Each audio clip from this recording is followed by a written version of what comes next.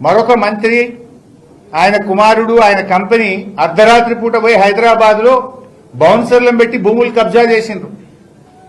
మరి ఆ రోజు నుంచి ఈ రోజు వరకు ఆ మంత్రి గారి కుమారుణ్ణి గాని ఆ మంత్రి గారి కంపెనీ రాఘవ కన్స్ట్రక్షన్ లో ఒక్కరిని కూడా ఎందుకు అరెస్ట్ చేయలేదు? దాని మీద ఎందుకో సిట్ అయ్యారు? పట్టబగలు ఒక పేదవాడు సామాన్య ప్రజల భూమిని కబ్జా చేస్తే, కోట్ల రూపాయల భూమిని హైదరాబాద్ నడిబొడ్డున కబ్జా చేస్తే ఆ రోజు చట్టం ఏం చేసింది? దాని మీద ఎందుకు సిట్ అయ్యారు? దాని మీద ఈ రోజు వరకు ఎందుకు అరెస్ట్ చేయరు? అర్ధరాత్రి పోయి పట్టుకురావచ్చు కదా మరి వాళ్ళు. కానీ అక్కడేం చేసిండ్రు? పాపం నిజాయితీగా వ్యవహరించిన ఒక సిఐ గారిని బదిలీ చేసింది 24 గంటల్లో. ఆయన పేరు ఉండే ఆ సిఐ గారిని బదిలీ చేసిండ్రు. అక్కడనేమో చట్టం పనిచేస్తలేదు. సజ్జనార్కు డీజీపీకి చట్టం కనబడతలేదు.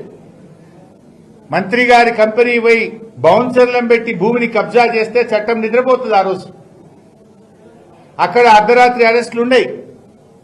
పాపం నిజాయితీగా వివరించిన సిఐనేమో ట్రాన్స్ఫర్ చేస్తారు, ఆయనకు బహుమానం ఇస్తారు బదిలీ చేసి.